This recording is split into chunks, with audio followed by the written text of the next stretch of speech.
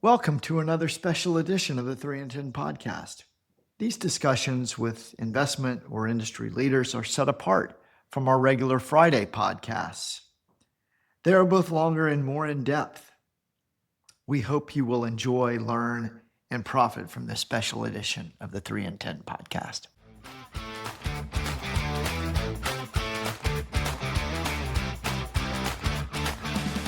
Welcome to another special edition of the 3 and 10 podcast. My name is Scott Slayton, and I will be hosting Lu Zhang today.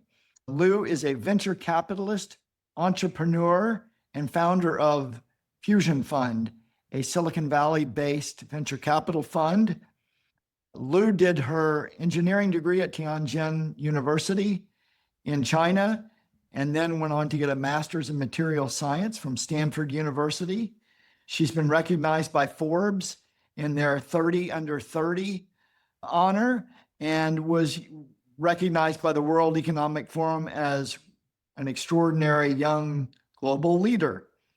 I think the most interesting thing about her background is that she founded a medical device company at age 21 when she was still at Stanford. That was a successful company, and she exited that company and sold it for a significant amount of money at age 24. And that really launched her career in venture capital. Just yesterday, Lu and her firm, Fusion Fund, received an award from Time Magazine where they were called one of the top 100 venture capital funds in America. So Capital Creek has had a relationship with Lu and her firm for several years. We are an LP in Fusion Fund 4, and I've gotten to know Lu over the last few years, and she is an extraordinary talent, has tremendous energy, is deeply involved in so many of the aspects of technology that are driving private and public markets today. So we thought this is the perfect time to meet with her and ask her to help us understand some of these cross currents that are going on. So Lu, I'll just turn it over to you for just a moment if you want to say anything before we get started with the Q&A. Yeah, thank you, Scott, for having me. And really great to build up this amazing relationship in the past couple of years. And just adding a little bit more context here, that I started Fusion Fund back in 2015. So in the past 11 years, we've been mainly focusing on early stage founder, build up extraordinary company. And for the three vertical we've been focusing on has been pretty consistent: enterprise AI, healthcare AI, and the deep tech. I do want to highlight that we've been early on all three trends before all of them become the hot buzzword. We were investing in AI. Back then when AI was called machine learning, we were the first one published the industry research report on AI healthcare back in 2017. We are also super early on backing the deep tech company, including companies like SpaceX back in 2017, 2018. So we have a long track record and also strong conviction for the technology we've been working with. And also would love to discuss more details and also the upcoming trend today with you, Scott. Yeah, so Lu, I think we should start where everybody would want us to, which is about the AI build-out cycle. Yeah. It's been roaring really since the second half of 23. Yeah. We're at least 3 years into it. And as an investor and market participant, I'm constantly wondering, are we getting late in the game? Are there still good early stage investments to be found in the AI ecosystem? And how should we think about the AI cycle and where we are in it today? Yeah, happy to dive into the details there. I'll say long answer short is we're just getting started. We're not late. We're still in the fast evolving progress. If you think about 3 years ago in terms of how the frequency of new launch in 2023 versus 24, 25, and now, the pace is amazing in terms of how fast the things are being launching by not only the big tech company, but also smaller startup company. Actually, this morning, we just had one of our portfolio company launching their latest open source model, which will become one of the top performing open source model founded in United States and benchmarking with other top open source provided from outside US, including China. So this is the dynamic of the ecosystem right now. So there's still tons of the new opportunity in early stage we can support them, invest in them, and also grow them to the next stage. And the reason I said we just get started is also because we're shifting the narrative right now in terms of the new opportunity coming up with the foundation build up within the AI ecosystem. Give you an example. Back in 2023-24, I remember during the annual meeting with LP, I was sharing that the AI ecosystem will be huge because it will enable not only tech sector, but our industry with huge amount of high quality data. People pay more attention to consumer AI, but enterprise AI has a much, much bigger opportunity. Just think about not only tech sector, healthcare is 20% of US GDP. Financial insurance is also close to 20% US GDP. All this industry are rich, heavy in data, and also have lots of use cases can be enabled by AI, goes through the process of AI-powered business automation and the business optimization. So after that, we're seeing the shift of the narrative within the innovation ecosystem from more on the consumer AI to more enterprise AI, right? If you think about the transition, but we've been only looking at enterprise AI. I noticed that even OpenAI had an inflection in the last several months where enterprise has become bigger than consumer, even for OpenAI, which was the ultimate consumer company. Exactly. So you can see that the narrative shift. So that's one thing. Another thing is, in the past, we discussed a lot on the language model, and the chat is the interface for you to interact with AI.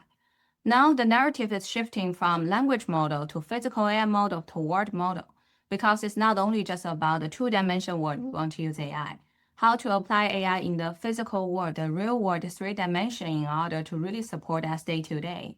And meanwhile, if you look at the AI infrastructure support, that's lots of the new technology we needed. There's a challenge related to language model. There's even bigger challenge related to deployment of the physical AI model. When we see challenges, we see opportunity for innovation. That's opportunity for startup and also even the large tech company. Another shift, as I mentioned, is also the interface. We used to use the chat as the interface to use AI. Now the interface become agent. And also, which bring the opportunity, not only just the AI agent deployment itself. Just think about it. When you were using agent, you want it to always on. So there'll be more GPU consumption during the inference instead of just the training. So in the past, lots of discussion about optimize the computed consumption during the training. Now it's more about optimization of the inference layer, optimization of the agent deployment. And also another interesting topic, for example, we always talk about AI governance and also AI security. I would say in the age of we only consider language model, people still worry about hallucination. But most of the users saw hallucination, their reaction is, I laugh about it, but probably didn't really think about very serious consequences.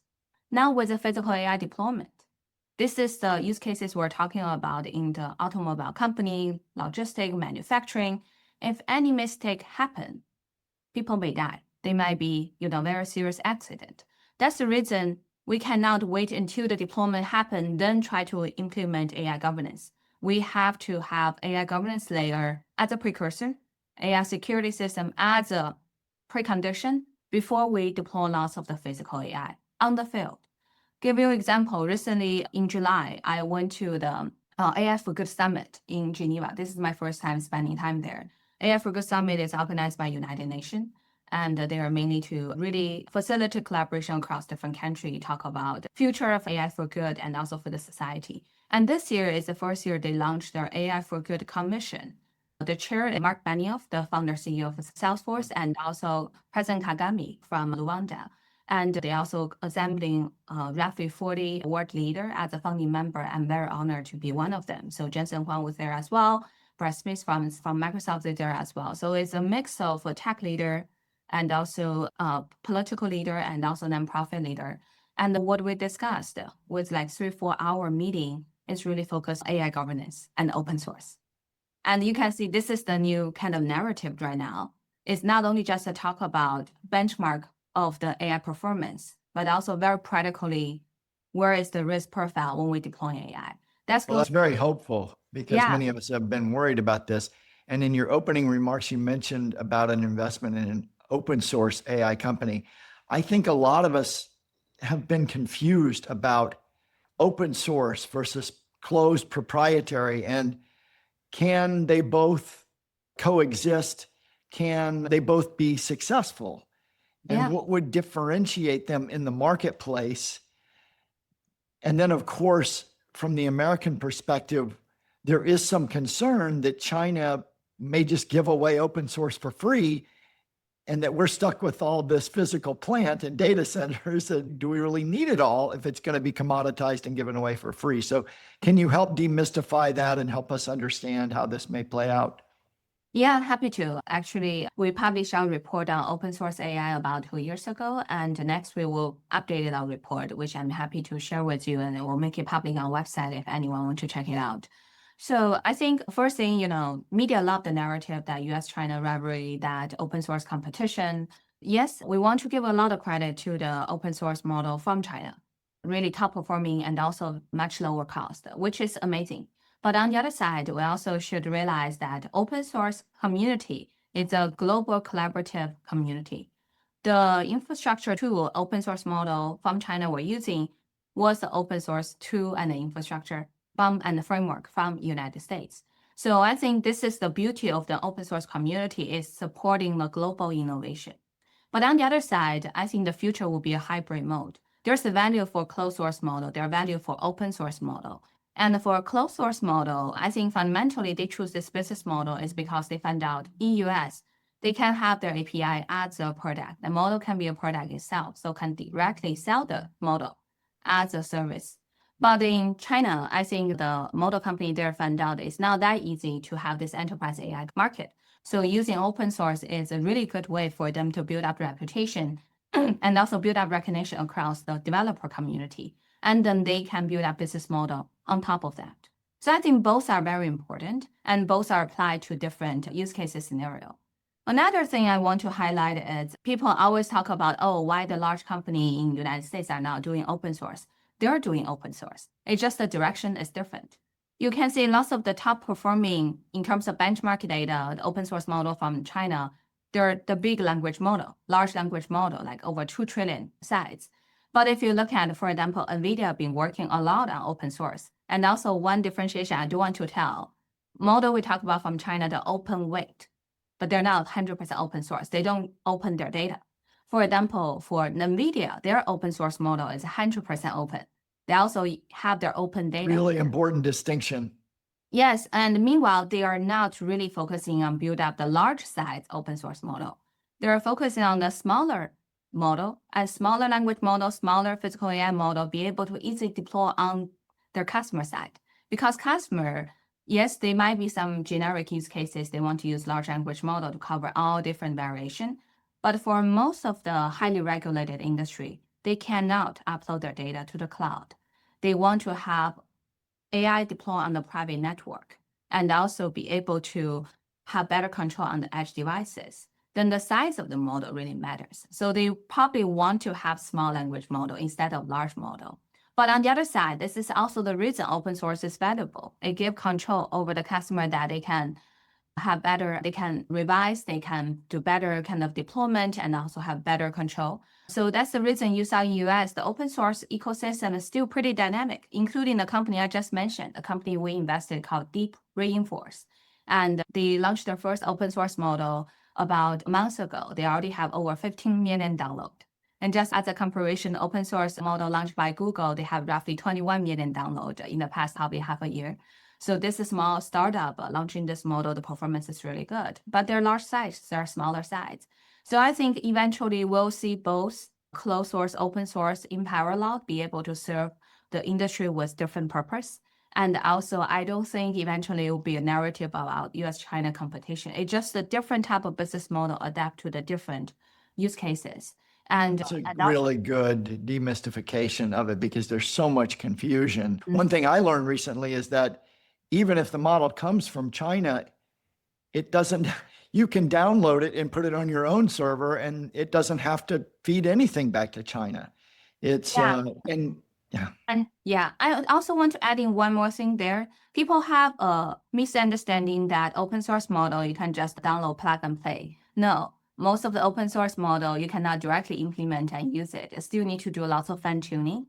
That's the reason it's also super beneficial for startups. For example, most of the startup company, the top founder we're talking to, we're like, Why do you try to build your model? No need.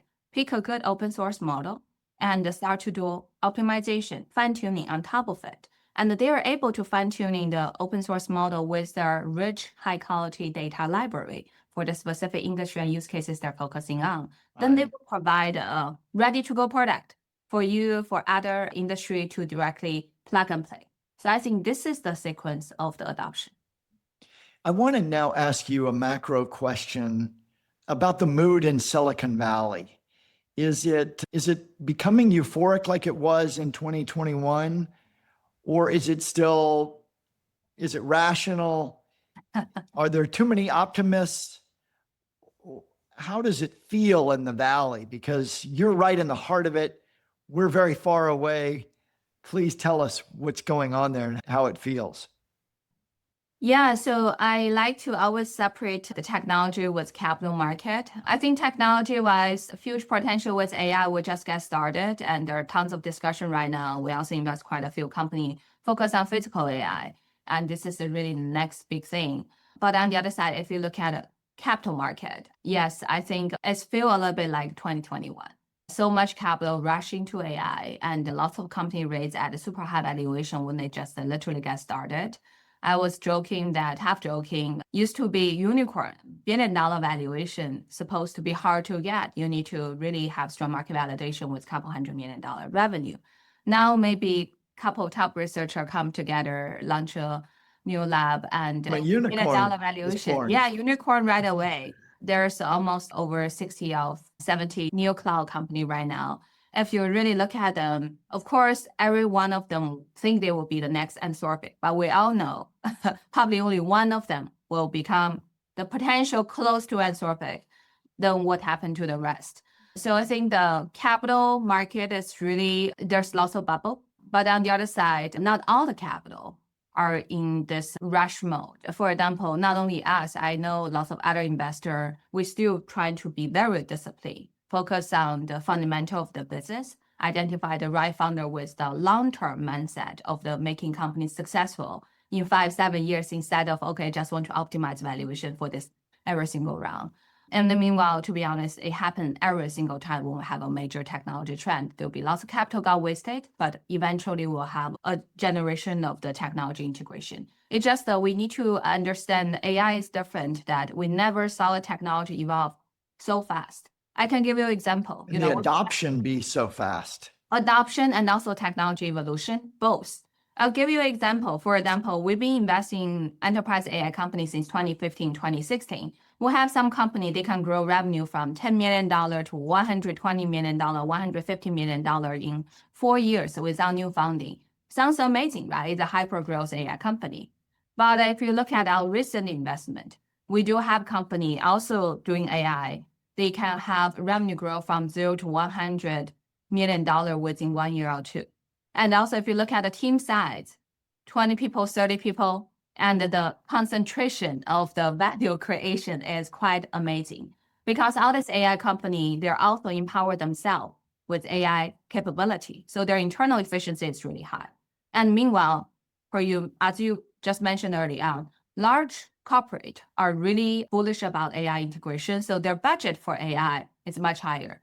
As you know, we have this CXO network we had since 2018, 45 CTO from Global 1000 company, managing by my partner Shane, who is a former global CTO of HP. So we engage with them every quarter. We directly hear from them their internal timeline and also budget allocation for AI. I would say last year, this year, we're hear a lot of $1 billion, not only from tech sector. I'm talking about the banking industry, insurance industry, pharmaceutical, logistic industry. They're talking about the billions of the budget directly for AI strategy, AI integration, which means that's the budget available to give contract and also even offer merge acquisition to AI startup founder. And another thing is exit, the circling of the capital. Last year alone, we got 5 merge acquisition. 4 out of 5 company was only 1 to 2 year old. And they were investing early stage. So they were able to grow very quickly from 0 to $10-20 million within a year, got the acquisition over $300-400 million. We got nice return, like 10-20x. That's even faster than your medical device startup. Yes, yes, but it's not because the tech itself, it's because the market adoption and also the sense of urgency, as you mentioned. So when this type of situation happen, you will see the bubble, you know, just grow much faster than before because the pace is crazy fast. Lou, is capital still easy to access and free flowing to the small startup companies? Or are liquidity conditions tightening because we see rising interest rates? We see some maybe crowding out from building the infrastructure for the data centers, or is capital still freely available? Yeah, I think in general, if you look at the data, some of the report published by some research organization will probably see, oh, the capital went to venture historical high. But the reality is probably 40-50% went to only 3 or 4 company. Do you think Anthropic, OpenAI, even before SpaceX IPO, at the time, you cannot consider them as a startup anymore, right? Their size and also the valuation is much higher than most of publicly listed company. So if you look at the reality of the early stage venture investment, it's pretty polarized. Capital is very concentrated and oversubscribed for a few top founder, and the rest of the startup had slightly harder time to raise money because used to be you can just quickly build a wrapper on top of AI, try to push on go to market. Now there's no differentiation. If a company come to us saying that, oh, we have better model, or it doesn't really add a strong defensibility for you anymore because your competitor can use open source model, fine tuning, and catch you up in 2 months. Whether you have access to preparatory data, strong industry domain knowledge, mindset knowledge of architecture optimization to lower the cost, go-to-market effort, those are the critical pieces for differentiation. So yes, I think it's a much, much more competitive market right now for founder and also for investor. And meanwhile, we should be also cautious on the cycling of the capital and also the potential reset of the market valuation and everything. In terms of liquidity, I think this year is getting better. The past couple of years, actually, companies stay private longer. So people were waiting for some of the major exit happen for capital to rush back to early stage venture. But this year we have major IPO happen already. We also have a couple bigger one about to happen later this year. I think that will also help with more liquidity coming back to the venture industry, continue to supercharge the next round of AI evolution. Lou, you mentioned a major IPO, and obviously that is SpaceX. You were investing in SpaceX almost a decade ago, so obviously your returns were spectacular, but you have a perspective on SpaceX having watched this from practically its infancy. Can you help us understand the company and its unique advantages and the competitive landscape within which it operates and how we should think about it? Because it's such a polarizing topic. Yeah. Many people think that it should be several $1 trillion, and others think that it should be several 100 million or billion, sorry. So help us understand SpaceX from your lens, from your vantage point. Yeah, I think SpaceX is very different from the AI model company. First thing is it's quite unique. For example, if you talk about AI model company in US, you have Anthropic, OpenAI competing with each other. And also let's not forget another major player, which is Gemini from Google. And until now, Google is still the only company have their own chip, have their own cloud, have their own AI model, have their own access to their own data, and also have their powerful distribution channel of their AI solution like Gemini Flash through the Google Chrome. And more important, they have lots of cash. So this whole system building gives them huge advantages to optimize the cost of AI. Now the competition of AI is not only just competition of the performance, it's also competition of the cost. Very practical. Deployment cost, the training cost, the inference cost. So, there's many players there. But if you look at the space sector, yes, we can talk about Blue Origin try to competing with the SpaceX, but you can see the gap is pretty far. And you can see that also some other country, for example, China is also trying to catch up. They have lots of great progress, but still have a huge gap compared with the SpaceX in terms of matureness of the business and also the whole ecosystem they build it up. So coming back to SpaceX itself, I think fundamentally it's really about whether you believe in the future of space economy. So of course, when I was little, I'm very passionate about space in general. That's also the reason we built up the early conviction. But more importantly, is now it is a near-term opportunity for us to really look at what's going to be able to offer by space economy. Space economy is not just a simple rocket launching deployment of the satellite. It's a whole space infrastructure. Space infrastructure that including the launching services, deliver everything there, build up the space factory, be able to also not only just the grabbing opportunity there, but also solve the problem we have on Earth. And also with the satellite deployment. Starlink is really a cash cow. You can see how great the financial return on the Starlink. Another thing is we talk about the future of AI. It's AI on the edge devices. First, the quality of satellite data are high. So we talk about the high quality data is essential for AI training. So that's the access to high quality data. And meanwhile, when you want to deploy AI on the edge devices, every single satellite is the edge devices. So this is another amazing ecosystem. They're able to build it up. And SpaceX launching capability also provide themselves this low cost, high frequency, under the control deliver capability to put together the whole satellite and Starlink ecosystem there. And on top of that, the Moon Foundation. It's not only SpaceX, it's NASA talk about the Moon Foundation. And people are always asking, when we're going to have human on the moon?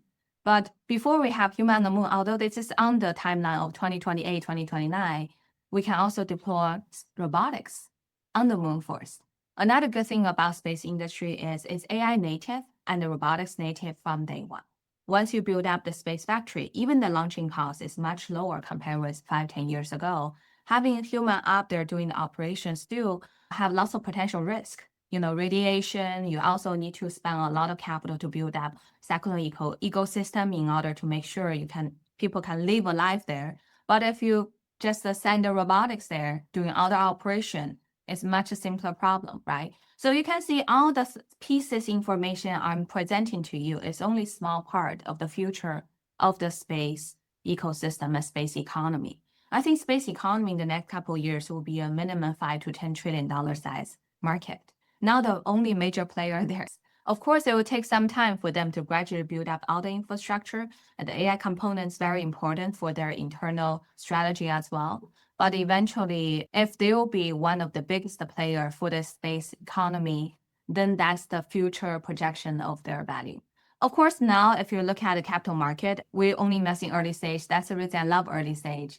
I'm always thinking about the 10 years from now, 7 years from now, the ultimate value of the company technology we're creating instead of the next week, how capital market going to react to the company valuation. So I think there's some inflation overall in the public market right now. So there's also lots of disagreement on the valuation of the SpaceX near term. But I think long term, they will be definitely one of the greatest company in the whole world and also the biggest player in the space economy. So you're going to hold on to a big piece of your investment in this, it sounds like. For my personal one, yes, I will hold on to it. Yeah. Well, it's going to be fascinating to see all the shares that are able to come out, how many will be sold, how many will be held. It's going to be an interesting few months for that. And it sounds like it's going to be a very interesting next 5 years for the space economy. I did not realize that. So you said potentially 5 trillion in a couple of years. How big is it today? I don't have the data now, but I think now it depends on how you calculate it. If you just use the SpaceX Rocket Lab combination together to calculate, probably $2 to $3 billion size. But in the future, there will be more players there. And the SpaceX is not doing everything by themselves. If you go to Los Angeles, you'll find out there's 200, 300 of the small startup. It's all in space tech, surrounding the headquarters of the SpaceX. And most of the founders are the SpaceX alumni. So there's a SpaceX mafia forming in the that whole ecosystem. Yes. Yeah. And some of them, we have a portfolio. It's one of the SpaceX mafia funded company doing the kind of gas station on the moon. What they're operating is really interesting. They have the autonomous robotic system. They have 2 systems. One is for energy, another is for so-called gas station. They can extract the water from the soil on the moon. They can extract hydrogen, oxygen from the water. So hydrogen, oxygen are the fuel for the rocket launch. Then in the future, Starship probably don't need to carry so much fuel for their traveling in the space, they can also charge themselves. Another system, autonomous system they have is energy system with their special designed energy efficient system, be able to convert solar and to the electricity for also to charge your whatever device, our system you wanted to do in the space. So even for this type of infrastructure solution, they already have a huge amount of the contract and also deployment timeline coming up very soon. So Lu, you invest in a pretty large sandbox, AI technology, cybersecurity, semiconductors, defense, Healthcare AI. healthcare. Yes, of course, where you started in healthcare. What part of that ecosystem are you most excited about today? And what is your most exciting investment opportunity right now? Yeah, I would say this year is a major year for healthcare AI. I have a personal passion for AI in healthcare, and also in the past couple of years, just really observing how this market evolved. Healthcare sector have probably one of the best data set for AI training, but we always have this challenge of compliance and also isolation of the data. Now with adoption of federal computing and other technology, now healthcare system is more open to integrate with AI.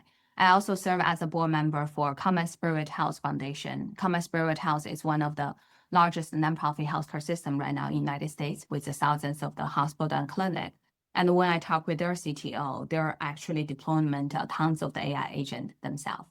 So I think this is really exciting that, for example, similar technology people are familiar with using AI to generating a funny photo, a funny video from the text that will just enhance the funny photos resolution. We can also use it for healthcare.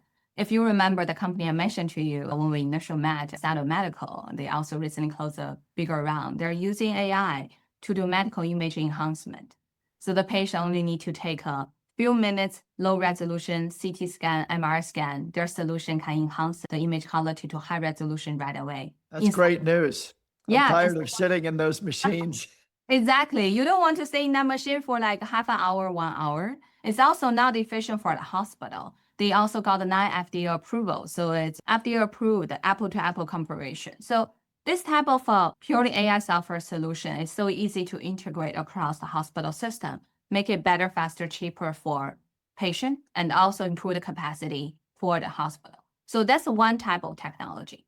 Another type of technology is really AI-powered digital therapeutics, especially for mental disease. It's highly personalized.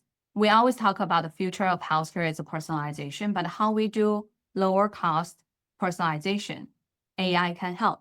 AI can help us identify all the different indication, the metrics, do the analysis from diagnostic to the treatment plan.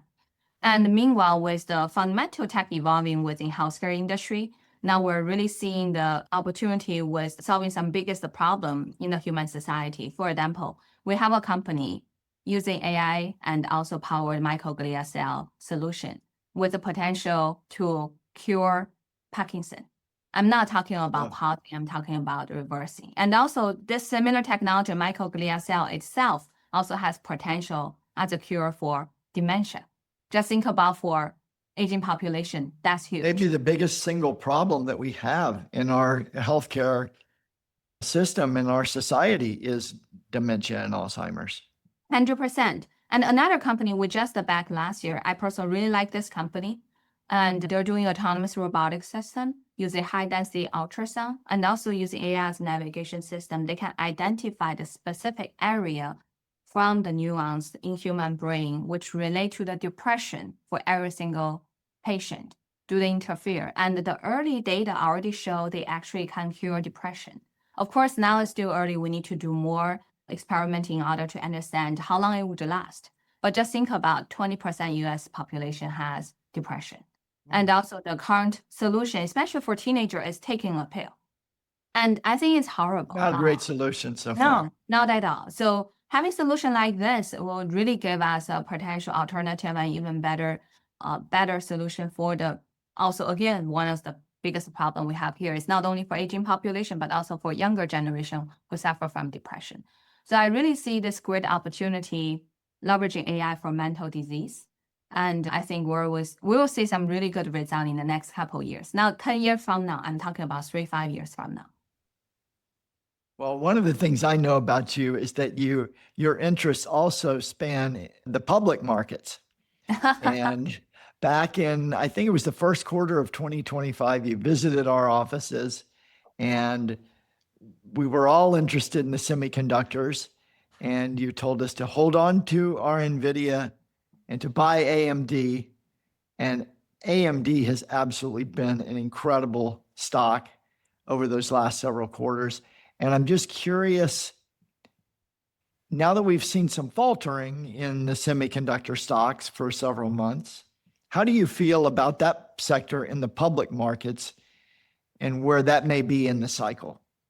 Yeah, so I won't call myself an expert in public market. I think it just in the past couple of years, the kind of correlation between private and public is, I would say the reaction time is much shorter. For example, recently we just published another report called Next Generation Compute, which might be a really good source of information for you to look at the next phase of the, in general, the compute, the semiconductor. And within the report, we're also talking about, besides the silicon, what are coming up for the next generation compute itself. And besides compute, another thing is communication. We recently invested a company really try to solve the problem of the energy consumption during the communication. I remember it was 2 years ago or 1 year ago, I was having this fireside chat with President John Hennessy, the former president of Stanford University and the chairman of Alphabet. We would talk about the energy consumption. He was mentioning the energy consumption during communications 100x more than compute itself. I think recently there's also a similar statement from someone, I forgot it's from Google and Anthropic, they were talking about that as well. I think the multiple become 1000x more, which we do agree. And moving data around consume a lot of energy. So when we talk about next generation compute and semiconductor, should not only focusing on the chip itself, we should also focus on the broader ecosystem of the communication, transfer data, moving data around. Just think about, used to be we're moving the language model data, and the size is relatively small compared with the now we're moving the physical AI data around.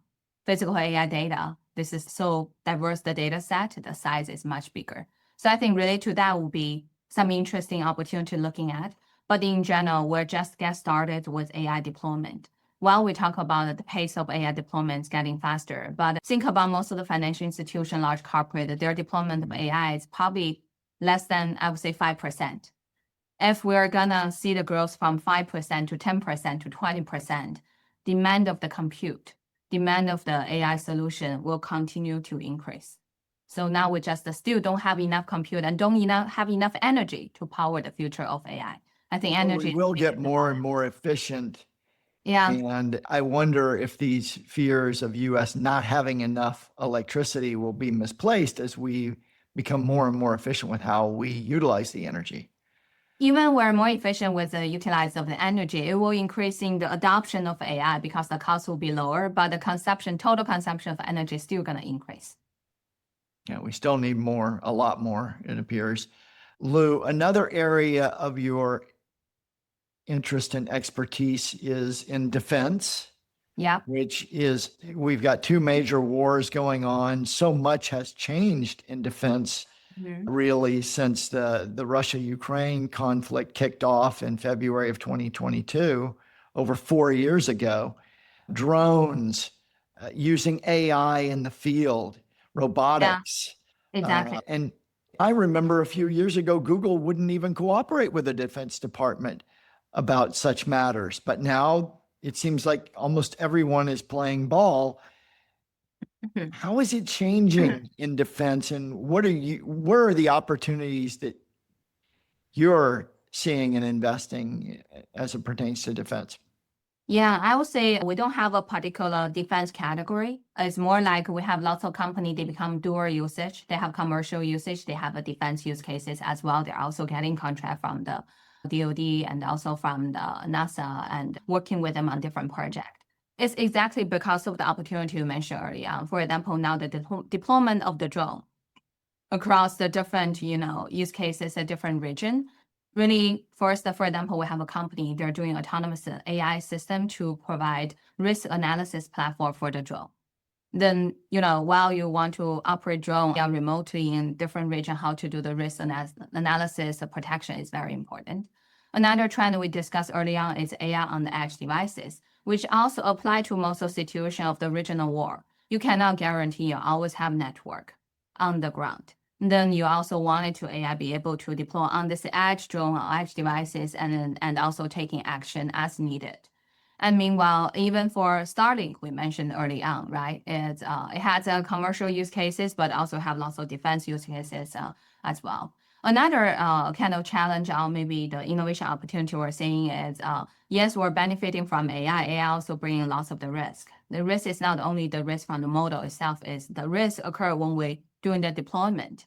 And now with open source, we're not only enable startup with open source, criminal also can use open source model though to improve their own approach. So we have this company called the Reality Defender. From the name, you can tell.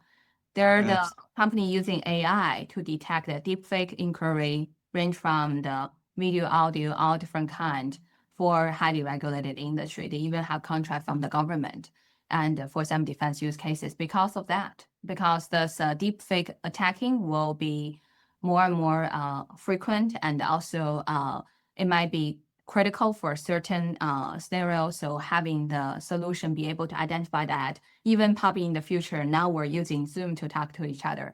And in the future, you probably want to run a solution like Reality Defender to first identify whether the other side is a true person talking to you or is a AI agent or even is a fake video.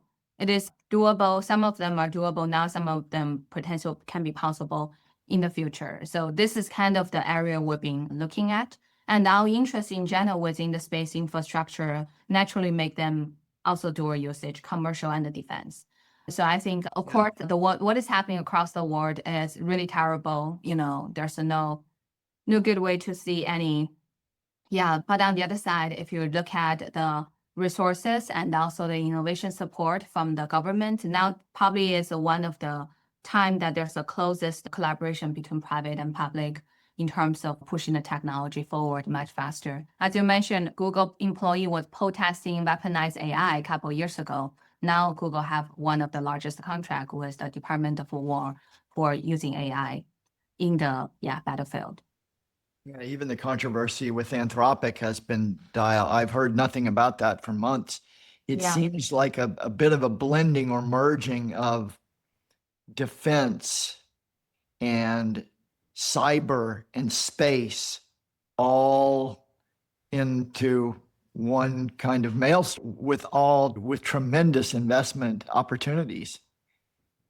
Yes. But I think for defense tech, we're also cautious. If a company is 100% defense focused, we also wanted to evaluate the sustainability of the business model, that what is the potential exit and IPO merge acquisition, whether there are many options on the table. That's the reason we like company are doing dual usage, right? They have the nice balance. Commercial and defense.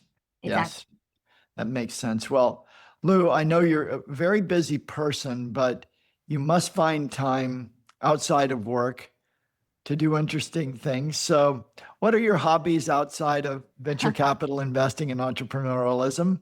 What do you do outside of work? Yeah, I'm a true musician. I play music myself since I was little. I have a music room at my house, which is really one of my favorite hobby. So I do spend some time to entertain myself. What are the instruments that you play?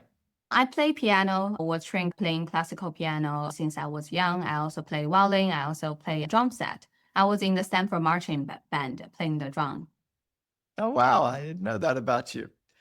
Is there anything especially interesting that you're either reading or watching that the audience might be interested in? Yeah, I actually like to read books. I read pretty fast, so I read a lot of books every year. Recently, I've been reading an old book, which I read it so many times. It's called The Fall of the Giant. Have you heard about the book? I have not heard about this book. Who is the author and what is the subject matter? Author is Ken Follett. Oh, yes. Well, I've read his books, Eye of the Needle and some others. Yeah. He has this book. It's actually it's 3 books all together. The first one is The Fall of the Giant, and it's really a fiction talk about from the before the World War I to World War I, World War II until the Cold War. I think the first time I read it was back in 2000. Every 2 years, I wanted to refresh a little bit because sometimes you'll find some similarity with what he described back then versus what we're going through right now. But on the other side, I think you can also got lots of encouragement from the book saying that the younger generation, there's a major trend happening in the world, how we really react to that and also prepare for the bounce back. So I remember when I was in Davos early this year, there's a journalist asked me saying that, Lu, do you think we have the one of the best technology trend, but in the one of the worst geopolitical situation? I think I told him that on the surface, yes, looks like it is. But on the other side, if you think about it, if it's not because we have such a harsh geopolitical situation, people are under huge anxiety, people are open to make changes, want to find a solution, they won't be so open to invest and also integrate with new technology. So it's not like perfect situation, you have a society so stable and you have technology fast evolving. Sometimes it's correlated. But on the other side, I'm still stay positive, always as entrepreneur, that technology eventually will give us a better world. But meanwhile, as a human one society, observation that I have from the past, Lou, is that during the first Cold War between the US and the Soviet Union, there was an innovation explosion, most of it from the US, but even some from the Soviet Union, Sputnik, for example. And when there is this geopolitical competition, it stimulates innovation from both parties. And one example of this, I think, right now is life sciences from China, that they are truly innovating some novel technologies that even US companies are licensing. And that's a positive for everyone. Yeah, and also the open source model from China, we discussed early on. So this is the interesting, ironic situation we're having right now. So as an innovator, as a technology investor, I'm very happy with the technology trend. But on the other side, that's the reason I spend time with AI for Good Commission. I think it's really important for us to continue to have global perspective, have a global collaboration, really think about technology is neutral, but we have to use it in the right way with the governance, with the guideline, with mutual understanding across the world. We always like to make this a two-way dialogue. And as friends, I ask you, do you have any questions for me? I do actually have quite a few questions, but consider time probably only ask you one question. I know you're an expert in public market. I really love reading the research and article you've been publishing. And also recently I've been talking with a few friends about the chair of the Fed, Kevin Warsh. So love to pick your brain. What do you think about him? What do you think we should expect it from the market? And do you think he will be a right person to really balance the pressure between the Fed versus the White House with Donald Trump? Thank you for that question. I have watched Kevin Warsh for years, over probably about 15 years, since he was an important player in the Bernanke Fed back before the GFC and during the GFC. Kevin Warsh and I overlapped at Morgan Stanley for years, although we didn't know each other because I worked in capital markets and he worked in investment banking. But as I reflect on Kevin Warsh, I remember very clearly when he, in his first tour of duty at the Fed, he was one of the more hawkish members of the Fed. He was much more worried about the impact of QE on inflation than most of the other members. He was worried about higher inflation, which did not materialize. But the fact that he was worried about inflation, I thought was interesting to me about the way the man thinks. In terms of now, as the chairman, I think he's finding his sea legs as the chairman, so to speak, to use a nautical term. It's early. He has kind of stumbled out of the gates in terms of his communication with the media and with investors. But I think he started at a significant disadvantage because people assumed right from the very beginning that he was representing the administration's interests. And I don't really believe that. He was the first person to be named Fed chair who campaigned overtly for the job. I mean, he truly campaigned publicly for the job. He wasn't the only one. I think Christopher Waller also campaigned for the job. Scott Bessent turned it down. And now we understand why, because he has autonomy as the Treasury Secretary. It Yeah. probably is a better job for him. But the staff, I think, is somewhat wary of Kevin Warsh because he criticized them from afar for many years. And internally, the staff is important internally. And also, John Williams wanted this job, head of the New York Fed. Christopher Waller wanted this job. He's a voting member and he almost got it. So, he's got some internal dynamics that people may not appreciate that make this a very hard start for him. One might say that he came into the job with some negative goodwill. And I think he's going to have to earn the respect of the board and the staff. He is not an academic. Most of them are. I think that's a good thing, by the way. Yeah. Because I think that kind of non-academic perspective is very important and very good. He brings more of a markets-based perspective. Yeah. He is a trained economist to some degree, but he's a lawyer first and foremost. Yep. Yeah. And many of the occupants of the staff and the board members are trained economists. I think he's learned a lot of economics the old-fashioned way by participating in the markets. I do think he will ultimately be successful because of his background, his stated willingness to fight inflation, his historical willingness to fight inflation, his excellent people skills. Exactly. People who know him that I know have told me he's very persuasive and very good with people. He's a great networker. He has a very good working relationship with Scott Bessent. Yes. I think we can see that he has the confidence of the president because the president is not criticizing him. Now, he hasn't really done anything yet from a policy perspective, and we'll see how that goes. But he was trained by Stan Druckenmiller, who I know is a difficult taskmaster, just like Donald Trump is. So he has been tested in that arena. And I believe he's a hawk at heart.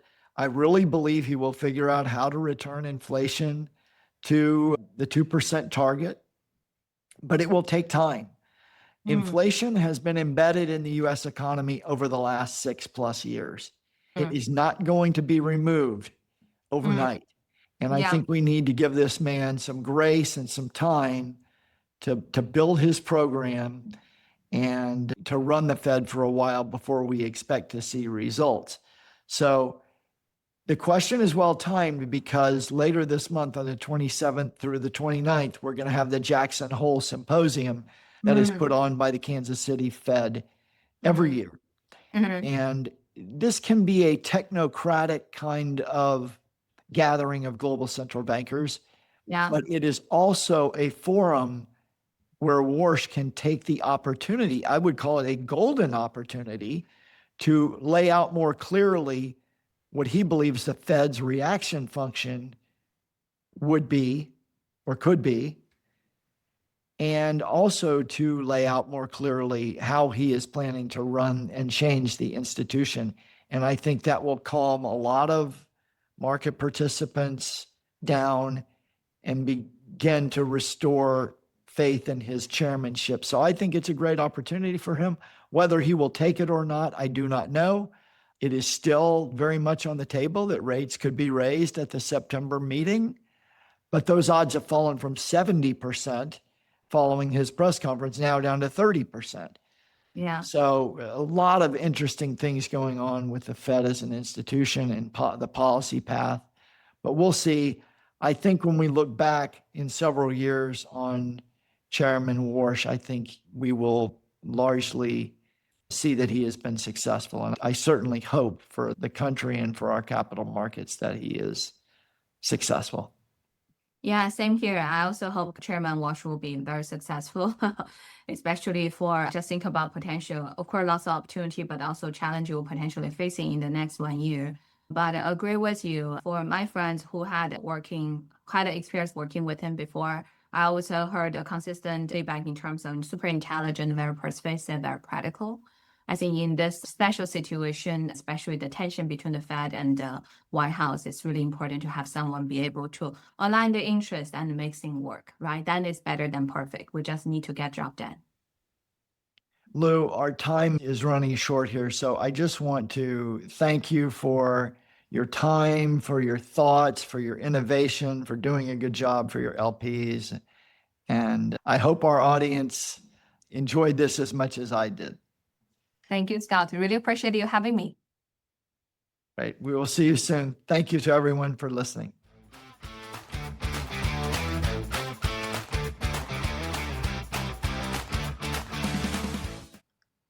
The information in this podcast is educational and general in nature and does not take into consideration your personal circumstances. Therefore, it is not intended to be a substitute for specific, individualized financial, legal, or tax advice.